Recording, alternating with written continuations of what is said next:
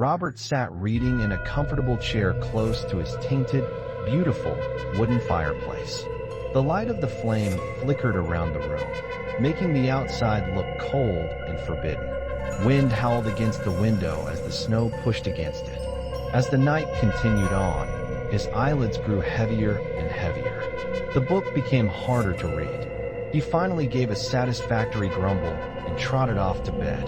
The wind howled outside the whole time. He stared up at the ceiling from his bed and reminisced about times since gone, things he could have fixed. Tears built in his eyes as he watched the images project onto the ceiling. Images of love and immunity flashed. He wished he could close his eyes a final time. He kept whispering, "This is it, this is it," until finally his eyes closed and he slept. A muffled thud rang out. His eyes shot open. What in the hell was that, he thought. He quickly grabbed his robe and lazily sleepwalked his way to the front door. He didn't see the double-barrel shotgun over his fireplace as a decoration anymore. He reached for it and loaded it. The front door flew open amidst the powerful winds as he turned the knob. He squinted his eyes through the blizzard, through the cold, and shouted. Nothing. Something wasn't right. Robert slowly shuffled out of his cabin, the shotgun gripped between his fingers. He started around the cabin slowly. The wind seemed to whip him to speed up, but he was persistent. His legs took careful steps in the snow. Oncoming footprints appeared in the snow, straight toward his cabin. "This sumbitch is mine," he said, and he knew he'd end a life today. No more regrets. He followed the tracks around to a small covering over a window. It was pitch black. Nothing moved. The wind still howled. The forest began to lumber over top of the night sky. "I will shoot you, you sumbitch. You come out right now." Finally, the figure began to move. The shadow raised its hands, only to return them quickly because of the cold. "Please, I have no house." The old man's eyes widened. It was only a boy. "Please, sir, I have no house." Robert looked down the iron sight of the shotgun still. "I knew trouble was out here. Always is. Now you gone and run things up for me. I told myself that I would end the trouble tonight." The boy looked at him with half-beaten eyes. He tried to say something, but the only sound Robert heard was that of a scared little boy, someone with no hope left. But he told himself in his head he couldn't give up. He had to do something he wouldn't regret. Until it hit him. This boy was the change he was looking for. He could finally appreciate helping someone, letting them grow up and become a man. This was his chance. He spoke and nodded along with the shotgun. 67, and not a day older, Aunt Matt. "Come on in, boy. I have a good feeling about you." Robert led the boy in. He was filthy in the light, his face smothered in dirt, knees redder than the devil. Robert began to feel better, like he was the savior this time. The old man motioned toward a chair close to the fire, and they both sat amongst the flickering light. Robert returned the shotgun to the mantel. "What's your name?" The boy sat focused on the fire and finally looked up. "Where are your parents, Adam?" "My mum and pa. Both of them were dead a long time ago." They both sat, listening to the fire crack over and over again.